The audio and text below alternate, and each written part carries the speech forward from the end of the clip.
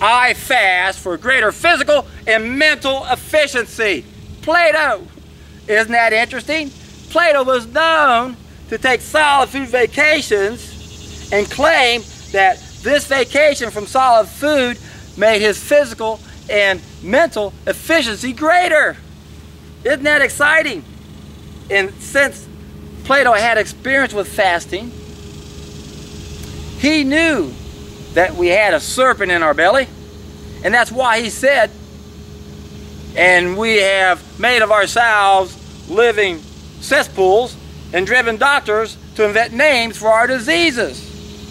Once again, Plato understood that most of our diseases come from the food we eat. He wasn't alone. Most people at that time saw the obvious connection, if you paid attention to what people are eating and what they're doing. And then when you fast, you see the serpent come out of you.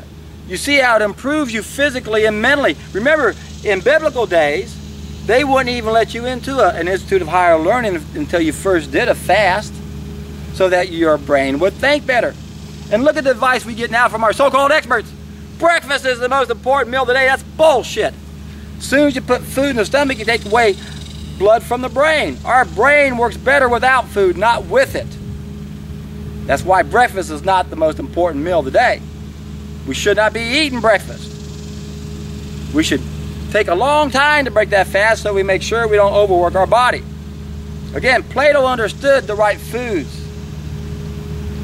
Plato said, the gods have created beings to replenish our bodies. They are the trees, the plants, and the seeds.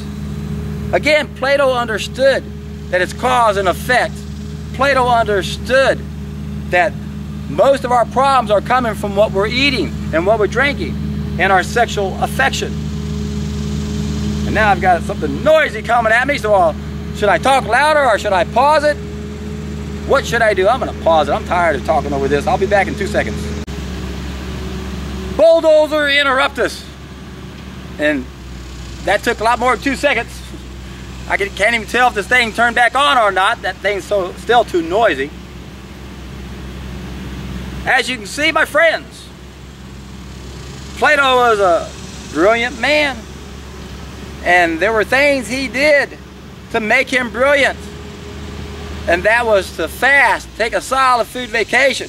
I've got a playlist down below on how to take a solid food vacation in the description box. And then after you do that, you become a fig lover like Plato. You realize that God created certain beings to replenish our bodies.